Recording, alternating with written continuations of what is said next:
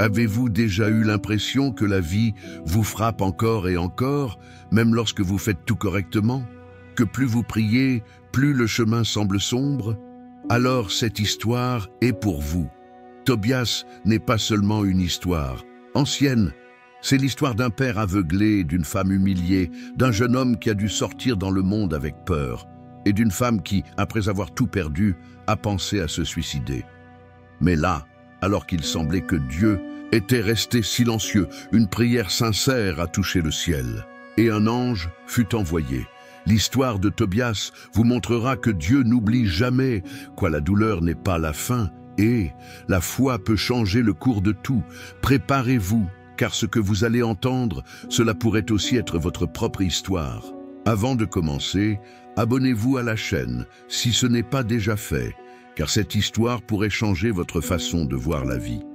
Et commentez ci-dessous. Je crois aussi que Dieu n'est jamais en retard. Répéter cette phrase aidera ce message à atteindre plus de gens qu'aujourd'hui.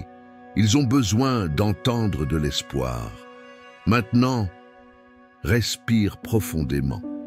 Parce que ce que vous allez voir, ce n'est pas seulement une histoire ancienne, c'est une promesse vivante. Un homme juste dans les temps difficiles. La vie de Tobit en exil.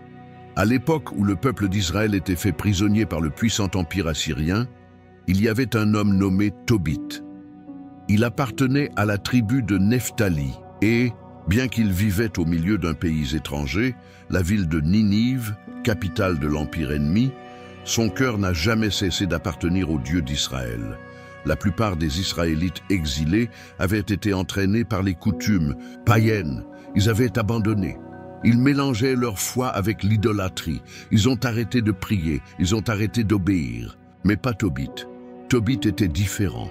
Pendant que tout le monde s'adaptait au système, il continuait à marcher dans la crainte de Dieu.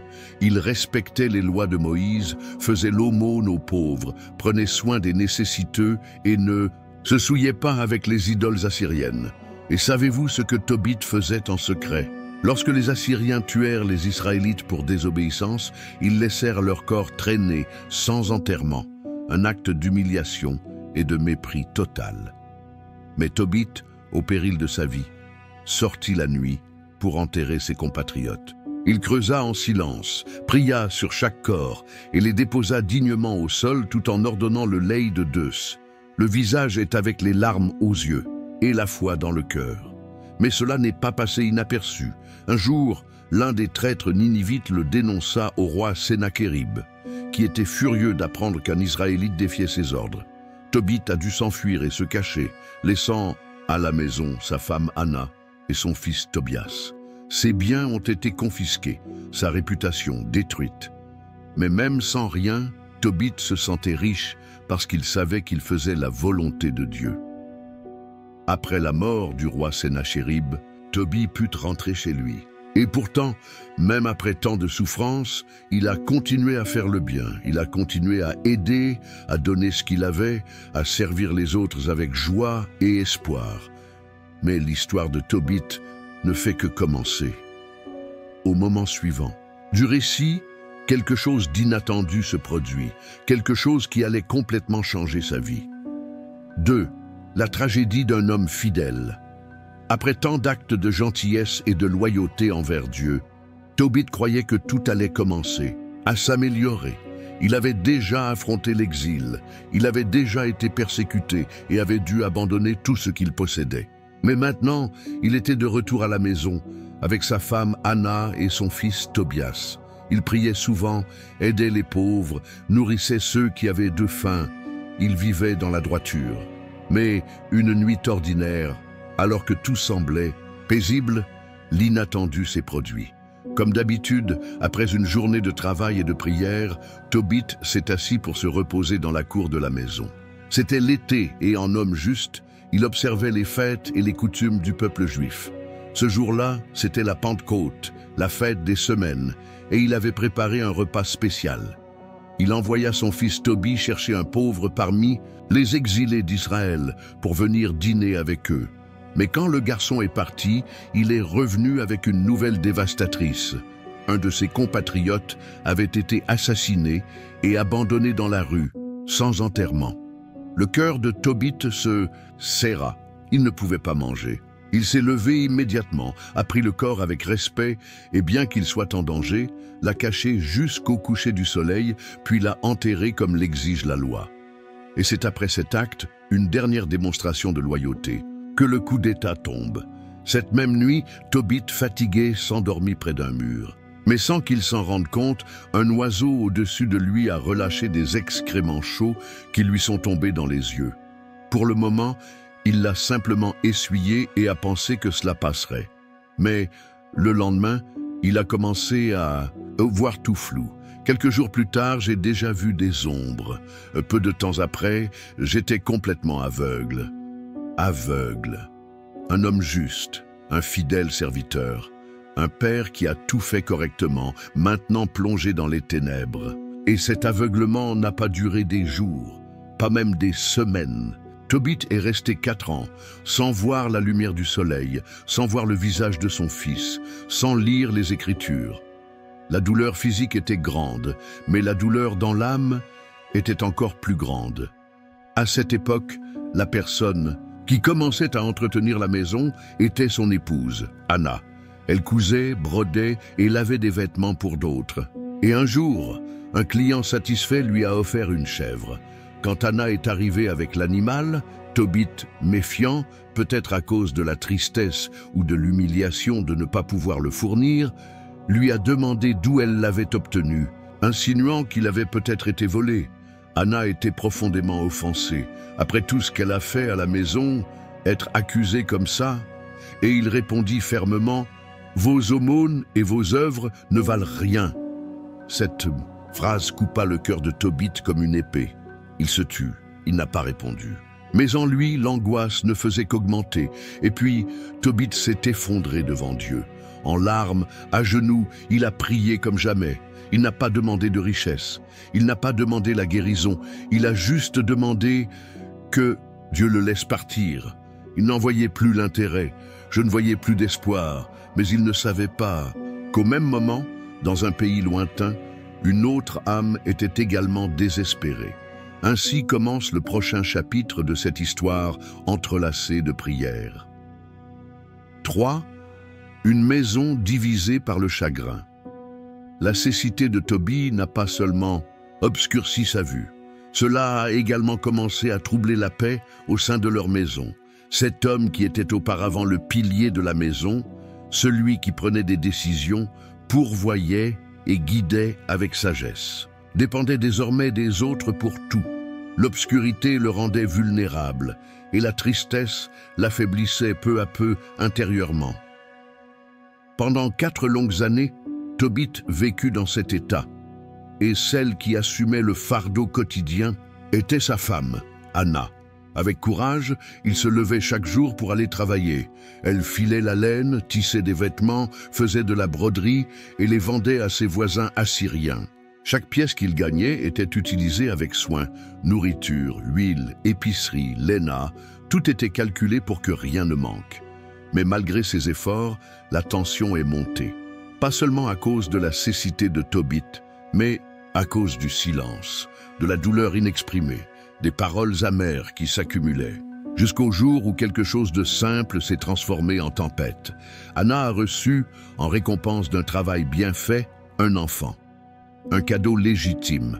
Elle est rentrée chez elle heureuse, pensant que cela apporterait un peu de joie à la maison. Mais dès que l'animal entra dans la maison et laissa échapper ses premiers bêlements, Tobit, assis sans voir, écoutant simplement, fronça les sourcils. « D'où vient cette chèvre ?»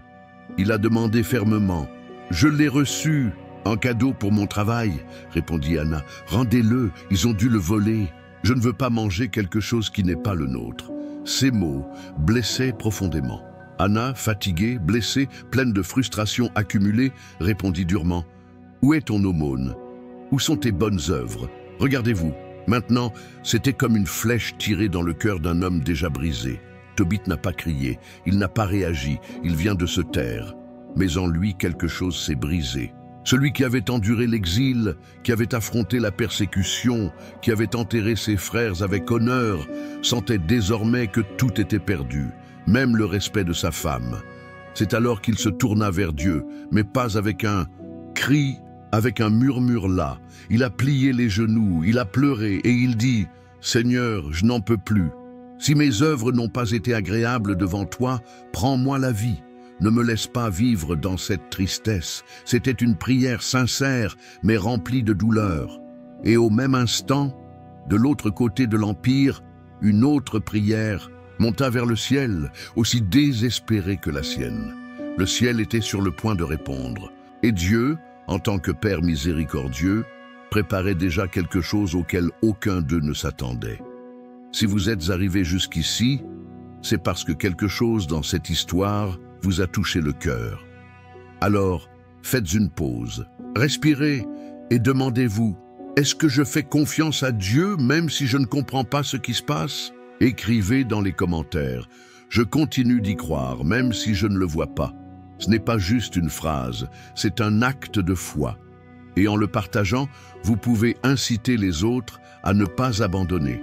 Ne partez pas, car la suite va vous montrer que quand tout semble perdu, le ciel évolue déjà en votre faveur. 4. Prière dans les moments les plus sombres. Tobit était seul, pas physiquement. Sa femme et son fils étaient là, mais en lui, il ressentait un vide si profond que même la présence de sa famille ne pouvait le combler. La cécité l'empêchait de voir le monde, mais ce qui lui faisait le plus mal, c'était de ne plus voir de but. Les mots tranchants d'Anna résonnaient encore dans son esprit. Ses yeux ne voyaient plus. Son âme était silencieuse. Et c'est dans ce silence que Tobit fit ce qu'il a toujours su faire, prier. Mais cette prière était différente. Ce n'était pas une prière de victoire, ni de gratitude. C'était un plaidoyer de quelqu'un qui était arrivé au bout de lui-même. Assis, les mains sur les genoux, les yeux tournés vers le ciel, même s'il ne voyait rien, Tobit commença à parler à Dieu.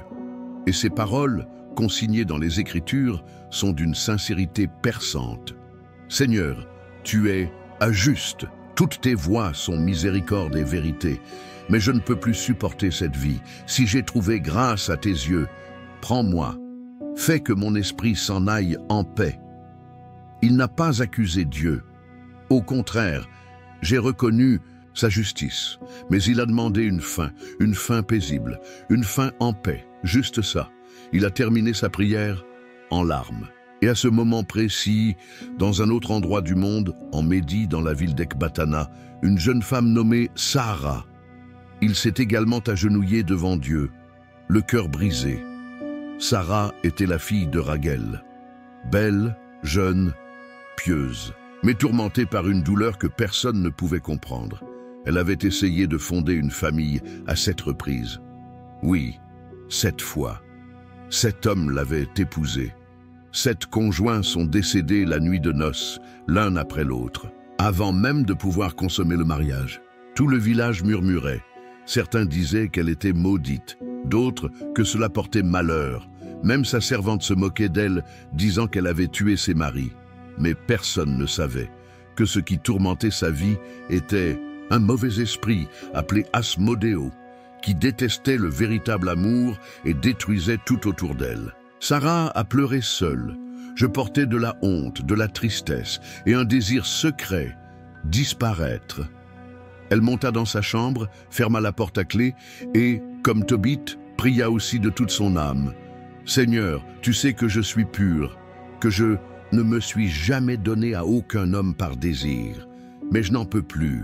Si j'ai trouvé grâce devant toi, prends-moi avant que je ne tombe dans la honte. » Et puis, quelque chose de puissant s'est produit. 2 prières dans 2.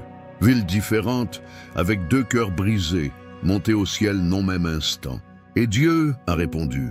L'Écriture dit que la prière des 2 fut entendue en présence de la gloire du grand Dieu. Et ça, un ange a été envoyé avec une mission divine, restaurer 2 vies à la fois. Le nom de ce messager, Raphaël. 5. La douleur secrète de Sarah. À Ecbatana, une ville entourée de montagnes de la région Média, vivait une jeune femme au beau visage et à l'âme blessée. Son nom était Sarah, fille de Raguel et Edna, une famille respectée pour sa foi et ses traditions. Aux yeux des autres, Sarah ressemblait à une jeune fille malchanceuse. Mais derrière les sourires forcés et les longs silences se cachait un secret que peu de gens connaissaient. Elle avait été une mariée et une épouse 7 fois, 7 hommes, soigneusement choisis, avec une alliance officielle, des promesses faites, des fêtes tenues. Mais aucun d'entre eux n'a survécu à sa nuit de noces. Dès qu'ils entrèrent dans la pièce, est mort subitement. Aucune explication, aucune blessure, aucune cause visible. C'était comme si une malédiction pesait sur elle.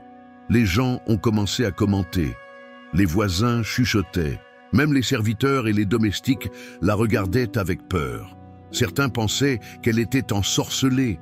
D'autres ont dit qu'elle avait été punie pour un péché caché. Et le pire, une de ses servantes l'a directement humiliée. Lui, disant cruellement qu'elle n'aurait jamais d'enfant, qu'elle ne serait jamais une vraie épouse et que sa seule présence était un motif de deuil dans la maison.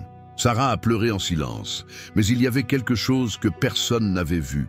Derrière ces morts, il y avait un ennemi spirituel, un mauvais esprit appelé Asmodéo, poussé par l'envie et la haine, qui ont pris le dessus sur la situation et détruit chaque relation avant même qu'elle ne commence. Il détestait l'amour pur, il détestait la bénédiction du mariage. Et Sarah, pour une raison divine, était devenue la cible de cette oppression invisible. Mais Sarah n'a pas perdu la foi. Même tourmentée par la honte et la douleur, je n'ai pas blasphémé contre Dieu. Au lieu de cela, elle monta seule dans sa chambre, se lava le visage de larmes, se couvrit d'un voile de tristesse et priait. Dieu éternel, tu connais mon cœur, tu sais que je n'ai pas déshonoré mon corps. Je n'ai regardé aucun homme avec désir. Tu sais que je n'ai pas recherché ces mariages pour le plaisir. Tu sais tout, mais je n'en peux plus. Et dans un murmure de désespoir, elle songea à se suicider. Mais avant, il a donné sa douleur à Dieu. Elle a dit « Je préfère mourir en étant juste devant toi plutôt que de vivre dans la honte parmi les hommes. » C'est à ce moment précis que la prière de Sarah traversait le ciel avec celui de Tobit. 2 cris, 2 douleurs différentes, le même Père qui écoute et répond. Le ciel a envoyé Raphaël, l'un des 7 anges qui se tiennent devant la gloire de Dieu, avec une mission divine qui changerait le destin de ces 2 âmes brisées. L'histoire va maintenant commencer à s'entremêler. Parce que là où les hommes ne voient que la tragédie, Dieu tisse la rédemption. 6. Le ciel entend 2 prières, 2 personnes, 2 endroits éloignés. 2 cœurs écrasés par la douleur, Tobit aveugle et fatigué de vivre, Sarah humiliée et tourmentée par un ennemi invisible. Ils plièrent tous les 2 les genoux, tous 2 parlèrent à Dieu. Ils n'exigeaient pas de miracle, ils n'ont pas demandé la richesse, ils n'ont pas crié de colère, ils simplement s'est rendu. Et que se passe-t-il lorsque 2 cœurs brisés crient en même temps? Le ciel bouge. La Bible dit clairement: les 2 prières ont été entendues dans la gloire du grand Dieu, dans le silence céleste, tandis que les anges adoraient devant le trône, la voix du Seigneur résonnait avec autorité. Nous enverrons de l'aide. Et ainsi, Raphaël, l'un des 7 anges puissants qui sont toujours devant le trône de Dieu, a été appelé. Il n'est pas descendu sous une lumière vive. Cela n'est pas arrivé avec des trompettes ni des tempêtes. Il est venu déguisé en homme, avec des sandales aux pieds, des vêtements simples, un visage serein et un regard compatissant. Ton nom devant les hommes serait Azaria, mais sa véritable identité était divine. Sa mission était double. 1. Guide Tobias, fils de Tobit, dans un voyage de guérison, de restitution et de promesse. Sarah libre de l'oppression invisible qui détruisait son âme depuis des années. Raphaël a quitté le ciel et est entré dans le temps.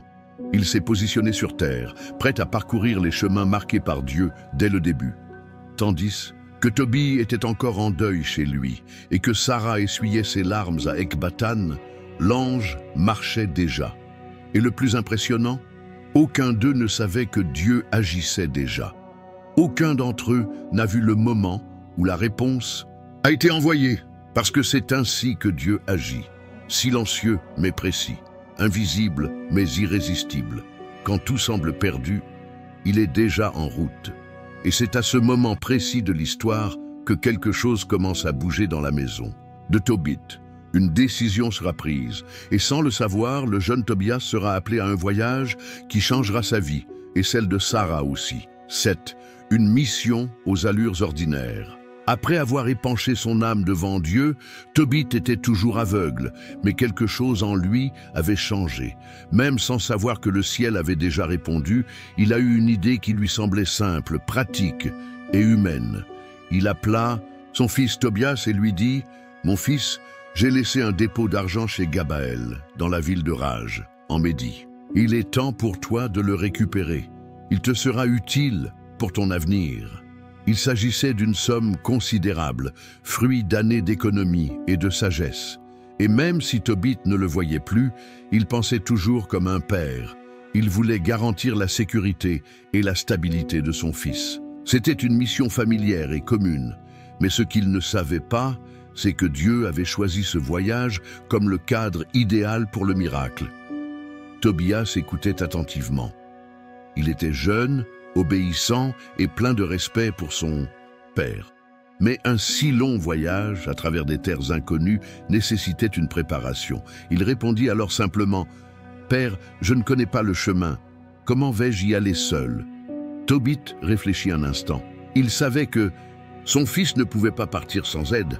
Il leur a donc demandé de trouver quelqu'un de fiable, quelqu'un d'expérimenté dans les voyages, quelqu'un qui connaisse le chemin des médias lointaines. Et c'est à ce moment-là, Raphaël est apparu. Habillé comme un voyageur, avec l'apparence d'un homme ordinaire, il s'est présenté avec un nom humain, Azaria, fils d'Ananias. Il a dit qu'il connaissait les sentiers, qu'il était allé plusieurs fois à Ragué et qu'il pouvait accompagner Tobias en toute sécurité. Tobie, aveugle, ne vit pas le visage de l'ange. Mais il sentit quelque chose de différent dans sa voix, et sans même s'en rendre compte, entièrement fiable. « Que Dieu soit avec vous et que son ange vous accompagne », dit-il. Sans le savoir, l'ange lui-même se tenait devant lui. Tobias prépara ensuite ses affaires. Un sac, du pain pour le voyage, de l'eau et une épée courte pour se défendre. Mais ce qui l'accompagnerait le plus, c'était la compagnie invisible de la promesse de Dieu. Et alors que je franchissais la porte, quelque chose de curieux s'est produit. Un chien de la maison, il courut après lui et décida de continuer son voyage. L'Écriture mentionne ce détail avec tendresse, comme si même les animaux se rendaient compte que ce voyage n'était pas courant. Tobias partit donc avec Azarias et son fidèle chien, sans savoir que chaque pas le rapprocherait du dessein éternel de Dieu. Ce qui semblait n'être qu'une simple mission pour récupérer de l'argent.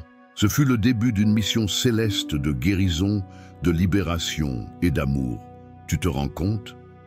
Pendant que Tobit priait en larmes et que Sarah pensait abandonner, Dieu avait déjà envoyé l'ange.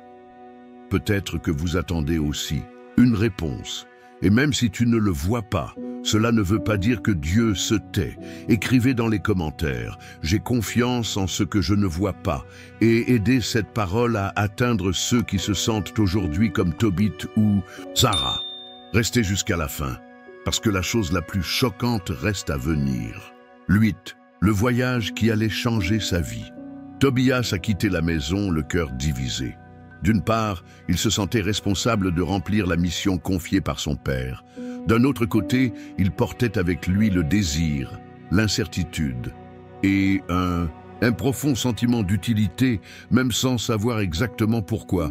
À ses côtés marchait Azarias, l'ange Raphaël, encore caché sous une apparence humaine, d'un pas ferme et d'une expression sereine. Et juste derrière eux, trottant joyeusement, suivait le chien de la maison, fidèle et attentif, comme s'il sentait lui aussi que quelque chose d'important était sur le point de se produire. Le paysage changeait chaque jour. Ils traversèrent des champs ouverts, des sentiers poussiéreux, des ruisseaux limpides et des collines verdoyantes. Il dormait à la belle étoile, priait au crépuscule et parlait en marchant. À un moment donné du voyage, alors qu'ils approchèrent du grand Tigre, Tobias décida de se laver les pieds et de se rafraîchir dans les eaux. Le courant était fort mais limpide. Il s'est penché à enlever ses sandales et c'est alors que quelque chose d'inattendu s'est produit. Un énorme poisson sortit du fond de la rivière et attaqua. La bouche ouverte, il essaya d'attraper le pied de Tobias. Le jeune homme a crié, effrayé, et a essayé de s'éloigner, mais le poisson l'a poursuivi avec acharnement. Azarias, calme et avec autorité, cria « Attrapez-le! N'ayez pas peur! Attrapez-le par les branchies et sortez-le de l'eau !» Tobias, même s'il avait peur, obéit. Il s'est battu avec le poisson, qui avait presque sa taille, et a réussi, avec effort, à le sortir de la rivière. C'était un poisson puissant, avec des écailles brillantes et un corps lourd. Une capture insolite, un événement inhabituel. Azarias a alors conseillé « Ouvrez le poisson, sauvez son cœur, son foie et sa bile, parce que plus tard, ils seront bien utiles. » Tobias obéit sans vraiment comprendre. Il sépara les organes comme l'avait dit l'ange et les conserva soigneusement. Le reste du poisson était nettoyé et rôti pour qu'il puisse le manger en chemin. Curieux, Tobias demanda « À quoi servent ces pièces ?» Azarias sourit avec un regard qui dépassait le présent. « Le cœur et le foie servent à éloigner les mauvais esprits et la bile peut guérir la cécité. » Tobias écoutait attentivement. Il trouvait peut-être cela étrange, mais il faisait confiance à son compagnon de voyage. Il ne le savait pas encore, mais il portait l'élément de votre destination, guérison pour son père et libération pour une femme qu'il n'avait même pas encore rencontrée. Le tigre était désormais derrière eux, et le ciel commença à peindre la soirée de tons dorés. Le chemin a continué, et ce qui était censé n'être qu'une recherche d'argent se transformait en une histoire de foi, de miracle et d'amour. 9. Une rencontre avec un but. L'arrivée. Chez Raguel. Après plusieurs jours de marche, les pieds poussiéreux mais le cœur calme, Tobi et Azaria atteignirent enfin Ecbatane, la ville des montagnes, et sans le savoir, au point précis où le plan de Dieu commencerait à se révéler. Ali vit Raguel, le père de Sarah, un homme respecté pour sa foi et son hospitalité. Lorsque les voyageurs arrivèrent chez lui et frappèrent à la porte, ils furent promptement reçus avec générosité. Raguel et sa femme Edna ont ouvert les portes, offert de l'eau pour laver les pieds des voyageurs, du pain frais, de l'huile d'olive et du repos. Ce n'est qu'après le dîner qu'Azarias révéla la raison de cette visite. Avec sérénité, il regarda Raguel et dit « Mon ami Tobit est un parent de ta famille. Il est le fils de Tobit, ton proche parent, un homme juste. » Les yeux de Raguel s'illuminèrent. Il connaissait bien Tobit. Il connaissait sa justice, son histoire, sa fidélité même dans les pays étrangers. Ce fut un honneur d'accueillir votre fils. Mais ensuite, Azarias est allé plus loin. Et maintenant, il parlait pas comme un voyageur, mais comme messager de Dieu. Tobia est venu dans un but plus grand. Selon la loi et la coutume d'Israël, il est le plus proche parent de votre fille Sarah. Et de droit, il peut la prendre pour épouse. Les environs sont devenus silencieux. Edna regarda Sarah avec surprise et excitation. Sarah, à son tour, ressentit une étrange chaleur dans sa poitrine, un mélange d'espoir et de peur. Et Raguel était paralysé. Pas parce que je pensais que l'idée était mauvaise. Tobias était de bonne lignée, blond et avait de bons yeux, même si Sarah ne savait pas encore qu'il était le jeune homme de sa libération. Mais le vieux père portait un poids dans le cœur. Et honnêtement, il a dit « Mon fils, j'ai l'obligation de te prévenir. Ma fille a été confiée à 7 hommes, et ils sont tous morts la même nuit. Si je te la donne, je crains que tu ne meures aussi, et cela nous causerait une blessure impossible à guérir. » Tobias écoutait en silence. Il regarda Sarah, et à ce moment-là, je savais qu'il faisait face à quelque chose de plus grand que lui. Il n'a pas hésité. Avec courage, il dit « Je n'ai pas peur. Si c'est la femme que Dieu m'a destinée, je l'accepterai comme épouse, et Dieu lui-même sera notre protecteur. » Raguel était ému. et, les larmes aux yeux, a remis sa fille à ce brave jeune homme. Le même soir, ils rédigèrent le contrat de mariage conformément à la loi et le célébrèrent avec un repas sacré. Sarah regarda Tobias, et pour la première fois, il sourit avec espoir. Ce qu'aucun d'eux ne savait, c'est que cette même nuit, quelque chose d'invisible s'approcherait de la pièce. L'esprit qui tourmentait Sarah reviendrait. Mais cette fois, je ne trouverai pas de place. Parce que Dieu avait déjà préparé la délivrance, et dans un instant, nous verrons comment cette libération prendra forme. 10. Un mariage sous la protection divine. La nuit arrive à Ecbatana. Les bougies clignotaient doucement sur la table. Les murs de la maison de Raguel étaient remplis d'un silence respectueux. La cérémonie du mariage s'était déroulée selon la loi de Moïse.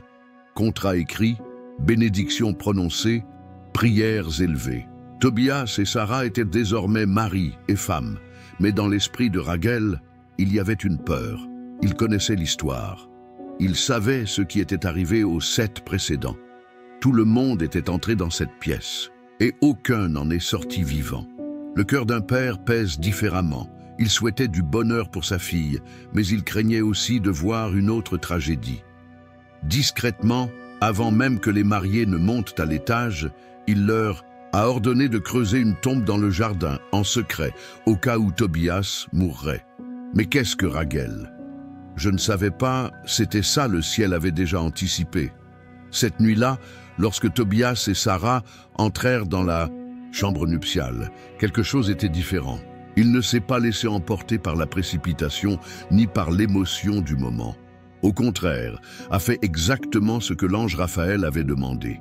Il sortit de son sac le cœur et le foie du poisson qu'il avait pêché dans le Tigre. Il le plaça sur des charbons ardents et laissa monter l'odeur, une fumée dense et vive qui remplit la pièce. Et à ce moment-là, le mauvais esprit est apparu.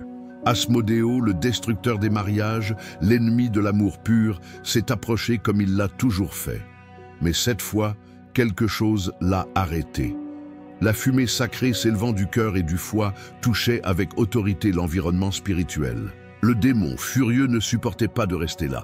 Il a crié, s'est tordu, et fuite. Raphaël, qui jusque-là était dans la maison en silence, se leva invisiblement et le suivit. Avec une autorité angélique, il poursuivit Asmodéo jusqu'en Égypte lointaine, et là il l'a enchaîné et emprisonné pour qu'il ne tourmente plus jamais Sarah. Pendant ce temps, dans la chambre, Tobias s'approcha de Sarah. Et ensemble, avant tout geste intime, ils ont plié les genoux. Ils ont prié. Dieu de nos pères, toi qui as créé Adam et lui as donné Ève pour compagne, maintenant nous te demandons de bénir cette union, que ta miséricorde soit avec nous, que notre dessein soit juste, que notre amour soit pur. C'était une prière courte mais puissante. Cette nuit, si souvent marquée par la mort, était désormais scellée par vie. Et le matin, quand Raguel se leva le cœur lourd, il appela discrètement un domestique. « Allez, allez dans la chambre. Si le jeune homme est mort, nous l'enterrerons, avant que quiconque ne le sache. » Mais le domestique revint souriant. « Monsieur, il est vivant, et il va bien. » Raguel accourut. Il les vit tous les deux, Tobias et Sarah, vivants, souriants et en paix. Puis il s'est mis à pleurer, pas par tristesse, mais de soulagement et de gratitude. La malédiction avait été brisée, l'oppression était terminée, l'amour avait gagné. Et le ciel, encore une fois, il avait montré que rien n'est impossible à Dieu. 11. Un beau-père craintif et une joie inattendue. Le soleil se leva sur Ecbatana, projetant ses premiers rayons sur les murs de la maison de Raguel. La brise matinale était douce, mais à l'intérieur de la maison, le cœur du père battait fort. Toute la nuit, Raguel avait lutté contre la peur. La peur que la malédiction qui hantait sa fille l'ait encore une fois vaincue. La peur d'avoir mis en danger la vie d'un jeune homme juste. La peur de voir Sarah, sa fille bien-aimée, retomber dans la honte et la douleur. Comme un père aimant, il avait pris des précautions, avec une douleur au cœur. On a creusé une tombe secrète dans le jardin. C'était sa manière de se préparer au pire, d'essayer d'éviter davantage de scandales, davantage de souffrances. À l'aube, sans le courage d'aller dans la chambre de Sarah, il appela un de ses domestiques et lui murmura « Allez, entrez tranquillement. Si Tobias est mort, nous l'enterrerons sans que personne ne le sache. » Le domestique est parti. À pas légers, il poussa la porte de la chambre entr'ouverte. Et ce qu'il a vu, ce n'était pas la mort, c'était la vie. Tobias était là, assis à côté de Sarah, priant, souriant, parlant comme un homme en paix. Il y avait de la sérénité dans ses yeux, et Sarah avait une lumière sur son visage, qui n'avait jamais été vue auparavant. Cela semblait avoir été gratuit. Le domestique courut vers Raguel. « Monsieur, il est vivant.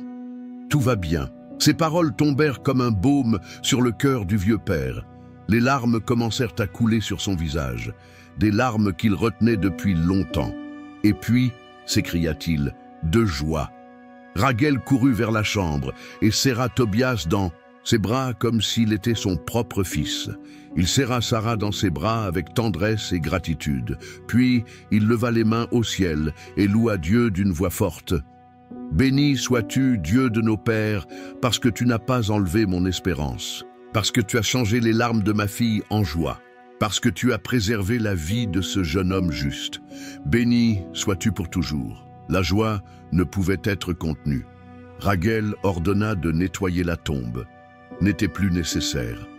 Il leur demanda de préparer un grand banquet, car ce n'était pas un jour ordinaire, c'était un jour de fête et de restauration. Pendant 14 jours, il y avait une fête chez Raguel. Nourriture abondante, musique, danse et gratitude. Tobias faisait désormais partie de la famille. Et chaque matin qui passait, l'union entre lui et Sarah se renforçait d'affection, de prière et d'alliance. Edna, la mère de Sarah, ne pouvait cacher son sourire.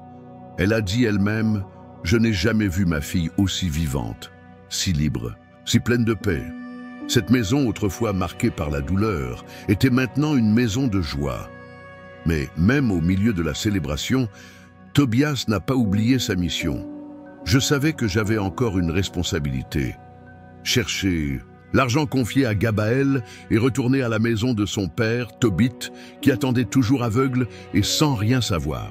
La prochaine étape serait de terminer cette partie du voyage et d'emporter avec lui un cadeau bien plus grand que l'or, une épouse, une guérison et un but révélé par Dieu. Peut-être qu'en écoutant cette histoire, tu te rends compte que tu es aussi à ce point où tout semble sombre. Mais écoutez bien ceci. Ce qui semble aujourd'hui être une fin pourrait être le début du miracle. Dieu n'a pas oublié Tobit. Il n'a pas oublié Sarah. Et il ne vous a pas oublié non plus. Laissez un commentaire avec la phrase « Mon miracle est en route » et partagez cette vidéo parce que quelqu'un d'autre doit se souvenir de ce paradis. Oui, il répond. 12. Le retour avec l'antidote et la bénédiction. Ils passèrent 14 jours de fête dans la maison de Raguel, 14 jours de nourriture abondante, de prières, de chants et de gratitude. Chaque regard entre Tobias et Sarah parlait d'un amour né pur, ferme et cheio da présence à de deux. Mais Tobias, même au milieu de la joie, il n'a pas oublié sa mission. Il pensa à son père, Tobit, aveugle, qui l'attendait à la maison. Je savais que ça ne prendrait pas longtemps. Il savait qu'en plus de l'argent confié à Gabaël, il y avait quelque chose de bien plus important à reprendre, le remède. C'est alors qu'après les jours de fête, Tobias s'approcha de Raguel et lui dit avec respect « Père, je dois rentrer à la maison. Mon père m'attend, il est aveugle et inquiet. » Raguel et Edna ont accepté, mais le cœur lourd. Après tout, Sarah était désormais sa femme et elle partirait avec lui. Ils comprirent néanmoins que ce voyage faisait partie du dessein divin. Et Raguel, avec une grande générosité, a préparé un match digne. Remis à Tobias la moitié de son patrimoine, en argent, en vêtements, en serviteurs et en animaux. C'était une dot bénie. Mais surtout, il a donné quelque chose de plus précieux, sa confiance et sa bénédiction.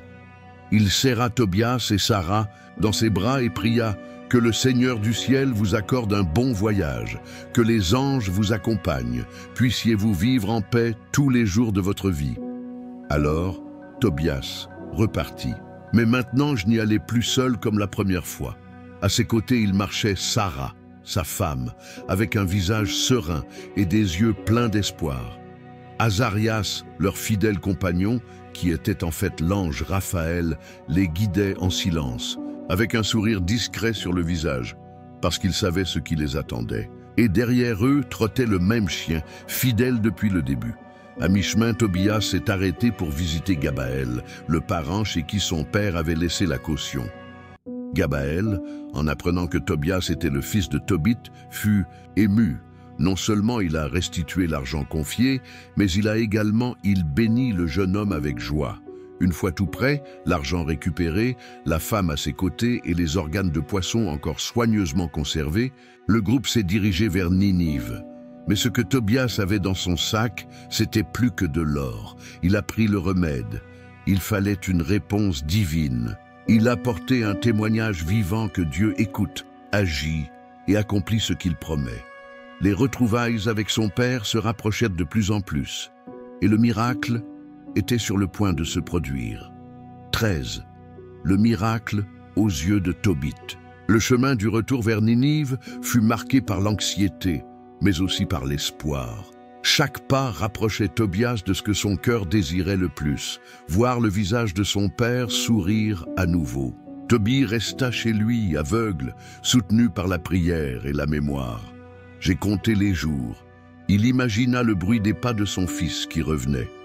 Le cœur de son père battait de nostalgie, et, en silence, il croyait toujours que Dieu ne l'avait pas oublié. Et puis, un jour, le chien a aboyé au loin. C'était le même son, le même timbre, comme si l'animal disait « Nous arrivons ». Anna, la femme de Tobit, a couru vers la porte. Il aperçut 3 personnages au loin. Ses yeux se remplirent de larmes. « C'est mon fils !» a-t-il crié, son cœur explosant. Tobias courait vers lui. Il portait avec lui des cadeaux, des sacs, de la joie et quelqu'un à ses côtés, Sarah, sa femme. Anna serra fort son fils dans ses bras, mais Tobit, toujours aveugle, se contenta d'étendre les bras, guidé par la voix. « Mon fils, sois béni, comme j'ai attendu ce moment. » C'est alors que Tobias, les mains tremblantes et le cœur battant, sortit de son sac pêcher la bile, comme l'ange Raphaël lui avait demandé. Avec précaution, il s'approcha de son père et lui dit tendrement « Père, fais-moi confiance. C'est ce que je t'ai apporté. C'est le remède que Dieu a prévu. » Il prit un peu de bile et doucement il a oint les yeux de Tobit. Au début, Tobit ressentit une sensation de brûlure. Un épais film blanc commença à se décoller lentement sur les yeux. Tobias la sortit doucement. Et puis, quelque chose d'extraordinaire s'est produit. La lumière est entrée. Tobit cligna des yeux une fois, puis un autre, et puis... Il a vu. Je peux voir. Je vois mon fils. Je vois la lumière du ciel. C'était un moment d'extase. Tobit tomba à genoux, leva les mains au ciel, et il adorait Dieu de toute la force de son âme. « Bénis-toi, Seigneur, tu m'as puni avec justice, mais tu m'as aussi restauré avec miséricorde. Mes yeux ont revu grâce à toi. » Il regarda Tobias, le jeune homme parti en fils obéissant, et qui revient maintenant en homme de foi, avec une épouse à ses côtés et une mission accomplie. Lorsqu'il rencontra Sarah, ses yeux nouvellement ouverts étaient remplis de joie. Il voyait en elle le reflet des soins divins. Il la serra affectueusement, dans ses bras l'appelant sa fille, et Anna, entre larmes et sourires, répéta « Dieu est bon, Dieu est bon ». La maison, qui était autrefois une maison d'ombre, était désormais pleine de lumière, de rires, de témoignages. Mais il restait encore une dernière révélation à se produire, car celui qui les a guidés tout au long de ce voyage, le compagnon silencieux, sage et protecteur, ce n'était pas n'importe quel homme. Et ce secret était sur le point d'être révélé. 14. La grande révélation du compagnon de voyage. La maison de Tobit était en fête, la cécité avait été guérie, la joie était revenue. Tobias était à la maison avec sa femme, à ses côtés, apportant de l'or, la victoire et surtout la foi. Et là, au milieu de cette célébration, se trouvait Azaria, cet homme mystérieux, sage et calme, qui accompagnait Tobias depuis le début du voyage. Toujours discret, toujours présent. Il n'a rien demandé, il n'a pas exigé la gloire. Il vient d'accomplir sa mission avec patience. Mais maintenant, il était temps de révélation. Tobie, les yeux restaurés, le regarda avec une profonde gratitude et dit « Mon fils, comment pouvons-nous te remercier pour tout ce que tu as fait? Tu as guidé mon fils, tu l'as ramené en bonne santé, avec une femme, avec des richesses. Et en plus, j'ai retrouvé la vue. Tu es un homme juste, et Dieu est avec toi. » Azarias inspira profondément, et puis, d'une voix sereine, mais pleine d'autorité céleste, il répondit « Ce que j'ai fait n'était pas pour moi, c'était pour la volonté de Dieu. » Et à cet instant, quelque chose a commencé à changer. Le visage d'Azarias brillait d'une lumière différente. Son expression humaine commença à se transfigurer devant eux. Il n'était plus un simple voyageur, c'était un ange. « Je suis Raphaël, l'un des 7 anges qui sont en présence du Seigneur. J'ai été envoyé pour guérir, protéger et annoncer la miséricorde de Dieu. » Tout le monde resta immobile. Un profond silence s'abattit sur l'environnement. Tobit, Anna, Tobias, Sarah, personne n'osait parler. Leurs yeux étaient fixés sur cet être céleste qui jusqu'alors avait mangé avec eux, marchait avec eux, pleurait avec eux et se révélait maintenant comme un envoyé tout droit du ciel. Raphaël poursuit. Quand Tobit priait en pleurant et quand Sarah poussait son cri, j'étais envoyé pour unir leur destin. Chaque étape du chemin était guidée par le Très-Haut. Tobie et Tobias est tombé à genoux, le visage contre terre. La crainte du Seigneur les enveloppait comme un manteau. Mais Raphaël ne voulait pas d'adoration, il voulait quitter une leçon. Bénissez toujours Dieu. N'oubliez pas de raconter ses merveilles, faites l'aumône, vivez équitablement, et Dieu ne vous abandonnera jamais. Et après ces mots, Raphaël a disparu devant eux, comme une brise qui passe, comme une lumière qui s'éteint, mais laisse sa marque pour toujours. La famille était silencieuse, remplie de respect. Maintenant, ils savaient, tout le temps, Dieu était là. Guidage, économie, guérison. Envoi d'aide, même s'il ne pouvait pas la voir. Tobit leva les yeux au ciel et dit « Grand est notre Dieu, et grands sont ses anges. Sa fidélité ne faillit jamais. » Mais l'histoire n'est pas encore terminée. Pour l'instant, le cœur rempli de respect et de gratitude, ils décideront comment vivre le reste de leurs jours avec sagesse, générosité et une foi inébranlable. 15. Une vie pleine de bénédictions. Après la révélation de l'ange, Raphaël, rien n'était plus pareil dans la maison de Tobie. Cette maison, autrefois marquée par les larmes et l'incertitude, était désormais pleine de foi, de respect et de profonde gratitude. La présence de Dieu avait été ressentie si clairement que personne ne pouvait plus jamais douter de ses promesses. Tobit, désormais les yeux restaurés, vivait chaque jour comme s'il s'agissait d'un don sacré. Il se levait tôt pour prier, rendait grâce avant chaque repas et enseignait à tout le monde autour de lui la fidélité du Dieu d'Israël. Il a parlé avec conviction, parce que j'avais vu l'impossible se produire de mes propres yeux. Lui et Anna ont vécu de nombreuses années ensemble, en bonne santé et en paix. Ils ont vu les fruits de l'obéissance. Ils ont vu grandir leurs petits-enfants. Ils ont compris qu'il valait la peine de faire confiance, même lorsque tout semblait perdu. Tobias et Sarah, à leur tour, ont construit leur vie sur des bases solides. L'amour, le respect, la crainte de Dieu, ils ne se laissèrent pas emporter par la richesse ou la vanité. Ils vivaient généreusement, ils faisaient l'aumône, aidaient ceux qui étaient dans le besoin et se souvenaient toujours de ce que Dieu avait fait pour eux. Chaque fois que quelqu'un demandait comment ils s'étaient rencontrés, ils souriaient et répondaient « C'est le Seigneur qui nous a réunis et c'est un ange qui nous a guidés. » Et lorsque les enfants grandirent, Tobias les emmena se promener sur les mêmes chemins qu'il avait parcourus avec Azarias. Il m'a montré les montagnes, les rivières, les champs, et m'a expliqué, étape par étape, comment Dieu avait transformé la souffrance en salut. Tobit a vécu jusqu'à ce qu'il soit 112 ans, et avant de mourir, il rassembla sa famille et laissa des conseils éternels. Mes enfants, servez le Seigneur de tout votre cœur. Ne vous éloignez pas de ses voies. Faites l'aumône avec joie. Honorez votre mère, honorez les pauvres. Et n'oubliez jamais que Dieu récompense ceux qui le craignent. Il est mort en paix, plein de jours et de bénédictions, sachant que sa vie n'avait pas été vaine. Tobias a enterré son père avec honneur, comme il le faisait toujours pour les autres. Il emmena ensuite sa femme et ses enfants à Ecbatana, où il vécut de nombreuses années. Il a également atteint la vieillesse, et comme son père, il est mort, entouré d'amour, de foi et d'héritage. Ainsi se termine l'histoire de Tobit, Tobias et Sarah. Une histoire qui nous apprend que la souffrance n'est pas la fin. Quoi une prière sincère touche le ciel. Quoi Dieu répond, parfois silencieusement, parfois avec un ange, mais toujours au bon moment. Parce que pour ceux qui restent fidèles, ayez une vie pleine de bénédictions, aujourd'hui. Et pour toujours. Peut-être que toi aussi tu te sens comme Tobit, fatigué, sans réponse, sans force, ou comme Sarah, avec l'âme brisée, le sentiment que rien ne change, que tout va mal pour toi. Mais si cette histoire vous a appris quelque chose, c'est bien ceci. Dieu écoute. Au moment voulu, il répond. Vous ne verrez peut-être pas le miracle aujourd'hui, mais pendant que tu pleures, il envoie déjà Raphaël.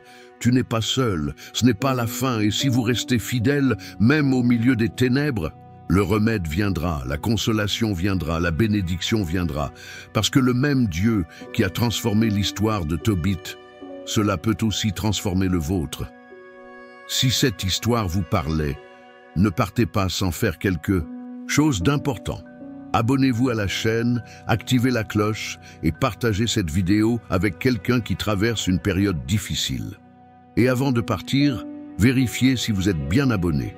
Cela nous aide à continuer à diffuser ces histoires auprès d'un plus grand nombre de personnes. Commentaire ci-dessous, Dieu ne m'a pas oublié, et laissez cette phrase être votre déclaration de foi aujourd'hui. Parce que si Dieu a transformé la vie de Tobias, Tobit et Sarah, cela peut aussi transformer le vôtre.